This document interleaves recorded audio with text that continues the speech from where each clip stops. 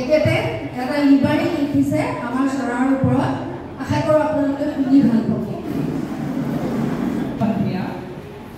আজি সভাত উপস্থিত থকা মোৰ অতিকৈ মৰমৰ শ্ৰদ্ধাৰ সন্ধ্যাবেদৰ গগৈ আৰু অতি আপোন আনন্দা বা আৰু খাদ্য চৰাৰ সন্মানীয়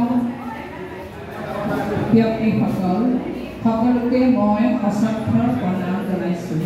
আচলতে এই অনুষ্ঠানটোত যোৱাবাৰো আহিছিলোঁ, ভাল লাগিল আৰু এইবাৰ মণিবা নাচিন বাই ক'লে নাজিনা বাই তেতিয়া মোৰ এৰাই দিবলৈ মন নগ'ল, আজি অলপ অসুবিধাও আছিল আৰু কাণমনাবাই ক'বৰ দৰে কেতিয়াবা আমাকো যদি সদস্য হিচাপে বিচাৰে তেতিয়া আমিও থাকিম। অৱশ্যে মোৰ বহুত অনুষ্ঠানৰ লগত জড়িত যদিও মই চবতে নাযাওঁ, যেতিয়া ক'ৰবাত ভাল লাগে তেতিয়াহে মোৰ যাব মন যায় আৰু আজি তাহেৰাৰ গানটো শুনি খুব ভাল লাগিল, সেইকাৰণে মই নাজিনা বাক কৈছোঁ তুমি অহাবাৰে অহা 10 তাৰিখে নীৰত যিটো হ'ব তাত প্ৰগ্ৰেমত তুমিও গান গাবা। মই নাজিনা বাক কৈছোঁ। তেতিয়া মই এনেই কালি ঘৰতে নিমাৰি দুটামান লিখিছিলোঁ।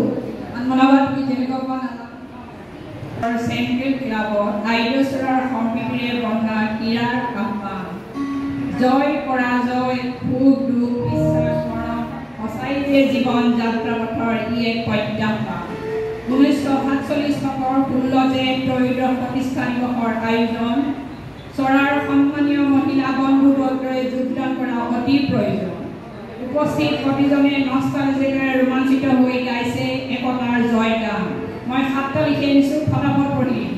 2 নম্বৰ ৰিমাৰী লিখাৰ আলম সামৰিব নোৱাৰিলেও ভূৰধাৰ কলম মনলৈ আহিছে বহু আগ বা ভিন্নজনৰ অনুভৱৰ খুৰা আমেজ পাওঁ আইডলসকলৰ হেঁপাহ মৰম।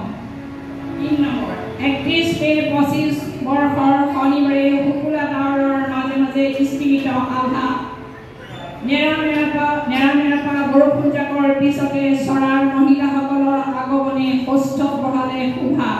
আমন্ত্ৰিত নিমন্ত্ৰিত ব্যক্তিক শতকোটি প্ৰণাম, জ্যেষ্ঠ কনিষ্ঠজনক নমস্কাৰ শুভাশীষ জনাম। উদ্যুক্ত বন্দলী গালে মুখে ফুটি উঠিছে মাদকতাৰ হেঙুলীয়া প্ৰভাৱ। আইডছৰাকে লিখিছোঁ দেই। বৃহৎ আইডছৰাৰ লেখক লেখিকা যিসকল আমাৰ উদ্যোক্তাই হওক বা এইটো অনুষ্ঠানৰ লগত জড়িত আমাৰ অভিজ্ঞতাকে মুখ্য কৰি সকলোকে মই উদ্দেশ্য কৰি লিখিছোঁ স্বৰ্গগত আত্মাৰ শান্তি হওক। মই তেখেতসকলৰ কাৰণ হাতত ধৰিহে আমি যিকোনো এটা অনুষ্ঠান চলাবলৈ হ'লে আমাৰ পূৰ্বৰ পুৰুষা ব্যক্তিসকলৰ হাতত ধৰিহে আমি অনুষ্ঠানটো চলাই যাব পাৰে। মই বৃহৎ আইডছৰাৰ লেখক লেখিকা স্বনামধন্য জনসমাজৰ বিশিষ্ট লোক আছিলা তুমি। তোমাৰ বিয়োগত পদে পদে দিশৰা প্ৰকৃতিয়ে আগৰণুৱা ব্যক্তি তুমি।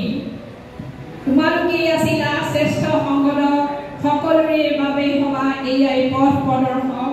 তোমালোকৰ কষ্ট সহিষ্ণুতা ত্যাগৰ অনুপ্ৰাণিত হৈ জীৱনত অগ্ৰসৰ হওঁ আমি। 5 নম্বৰ প্ৰতিগৰাকী আইডৰ কোমল হৃদয়খিনিত আছে কিছু যুগমীয়া